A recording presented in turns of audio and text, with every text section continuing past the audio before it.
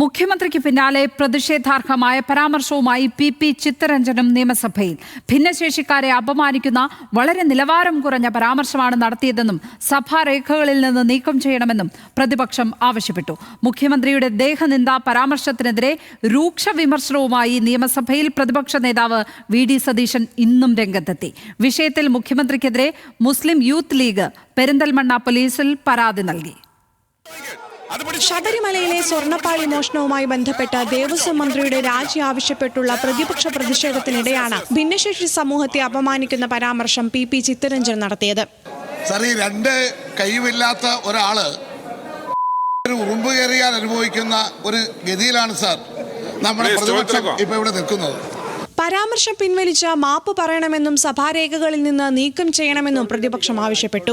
അധിക്ഷേപ പ്രസ്താവന നീക്കം ചെയ്യണമെന്നാവശ്യപ്പെട്ട് KPCC വർക്കിംഗ് പ്രസിഡന്റും കോൺഗ്രസ് പാർലമെന്ററി പാർട്ടി സെക്രട്ടറിയുമായ AP അനിൽകുമാർ MLA സ്പീക്കർക്ക് കത്ത് നൽകി. പാർലമെന്ററി മര്യാദകൾക്ക് നിരക്കാത്തതും സഭയുടെ അന്തസ്സ് ഹനിക്കുന്നതുമാണ് പി ചിത്തരഞ്ജൻ MLA പ്രസ്താവനയെന്നും AP അനിൽകുമാർ പറഞ്ഞു.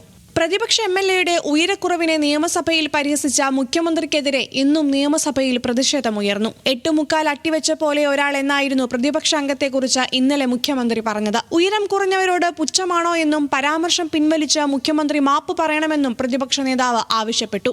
ഞങ്ങളുടെ ഒരു അംഗത്തെക്കുറിച്ച് ബോഡി ഷെയ്മിംഗ് നടത്തുന്ന